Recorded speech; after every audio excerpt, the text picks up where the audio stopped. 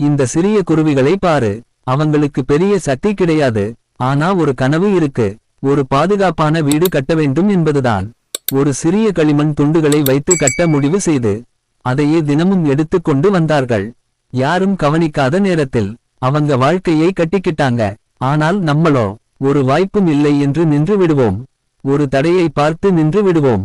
ஆனா இந்த குருவிகள் சொல்வது என்னவென்று பார்த்தால், சிறிய முயற்சி தினமும் செய்தால் பெரிய வாழ்க்கையை கட்ட முடியும். நீ இன்று செய்யும் சிறிய முயற்சி தான் நாளைக்கு உன் வெற்றியின் அடித்தளம்.